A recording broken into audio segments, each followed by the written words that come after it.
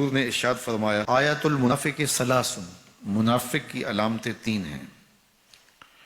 جس شخص کے اندر یہ علامات ہوں تو وہ اس نیت سے سنیں کہ آج ابھی اسی وقت میں یہ مصمم عزم کرتا ہوں کہ اپنے سے کھرچ دوں گا ان چیزوں کو، اور اپنے من کو، اپنے اندر کو، اپنے باطن کو ان غلاظتوں سے پاک کروں گا۔ اور عملی موضوعات پہ بات کرنے کا میرا مقصود بھی یہی ہوتا ہے کہ ہماری زندگی میں، سب سے پہلے اپنی زندگی میں اور پھر میرے ملنے والوں کی زندگی کے اندر عملی طور پہ تبدیلی پیدا ہو۔ تو اس نیت کے ساتھ جب آپ سنیں گے تو اللہ برکت کرے گا۔ تو سنیے رسول رحمت نے ارشاد فرمایا صلی اللہ علیہ وآلہ وسلم نے کہ منافق کی نشانیاں تین ہیں۔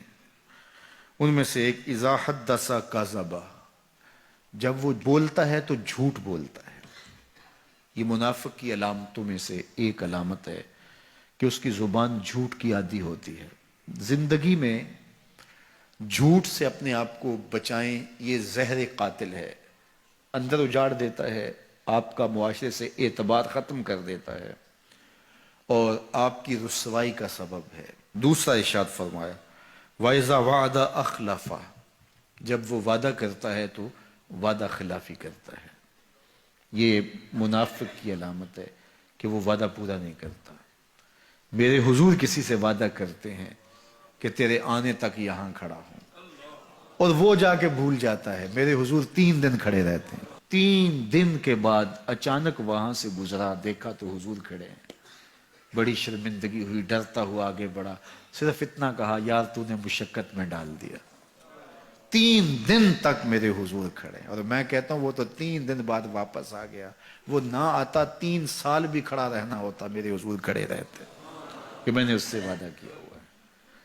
اور میں اور آپ دیکھیں کہ ہم کہاں کھڑے ہیں۔ ہم کسی سے وعدہ کریں، ہم خود وعدہ کرتے ہیں تمہیں 6 ماہ کے بعد پیسے دیں گے، وہ بیچارہ 6 ماہ کے بعد بھی جو ہے وہ 1 ماہ اور اوپر گزار لیتا ہے کہ چلو کوئی بات نہیں ہے، اور ہم اس کی موت کی دعا کر رہے ہیں یا اللہ فوت ہی ہو جائے تو اچھی بات ہے۔ تو پھر ہم کہیں کہ اللہ کی رحمتیں ہمیں نصیب ہوں، یار وعدہ کیا ہے اپنا تن بھی بیچ کے دینا پڑے تو دیں گے۔ جو وعدہ کیا ہے جہاں کھڑے ہوئے ہیں وہاں کھڑے رہیں گے، چاہے اس کی کتنی بھی اذیت ہمیں کیوں نہ سہنی پڑے۔ جب وعدہ کیا ہے تو پھر اس کو پورا کرو۔ تیسری بات میرے حضور نے ارشاد فرمائی وَإِذَا تُمِنَ خَانَ، جب اس کے پاس امانت رکھی جائے تو خیانت کرے۔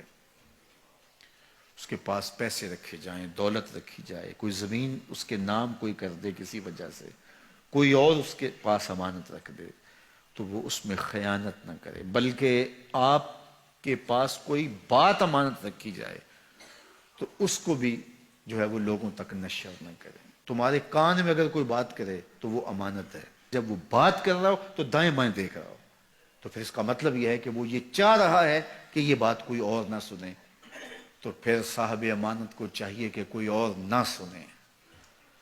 یہ امانت ہے اور اس امانت کو پورا کیا جائے۔ اور چوتھی علامت یہ ارشاد فرمائی منافق جب کسی سے لڑ پڑتا ہے تو گالیاں دیتا ہے۔ ہمارے دین نے ہمیں گالی دینے سے روکا ہے۔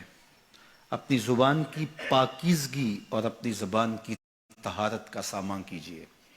آپ کسی بھی حالت میں ہوں، آپ کے اوپر کوئی کتنی بھی زیادتی کر رہا ہو، آپ کو کوئی تھپڑ بھی مار رہا ہو تو آپ اس کا مقابلہ ضرور کریں، لیکن آپ کی زبان گندی نہیں ہونی چاہیے۔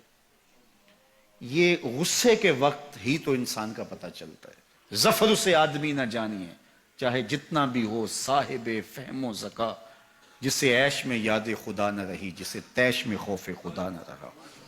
عیش کی زندگی ہو یا تیش کی زندگی، خوشی کا مرحلہ ہو یا مرحلہ غم ہو، آپ دیکھو نارمل زندگی کے اندر تو آپ معتدل ہوں گے ہی ہوں گے، لیکن جب آپ کا بیلنس خراب ہوتا ہے خوشیوں کے وفور کی وجہ سے، اس وقت پتہ چلے گا۔ یہ ہے انسان کا امتحان، یہ ہے انسان کی آزمائش۔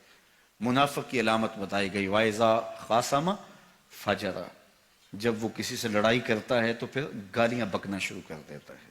یہ منافقوں کی علامات میں سے ایک علامت ہے، جب وہ لڑتا ہے تو گالیاں بکتا ہے، جھوٹ بولتا ہے، امانت میں خیانت کرتا ہے، اور عہد کرے تو اس کی پاسبانی نہیں کرتا۔ اللہ ہمیں عہد کی پاسبانی کی توفیق دے۔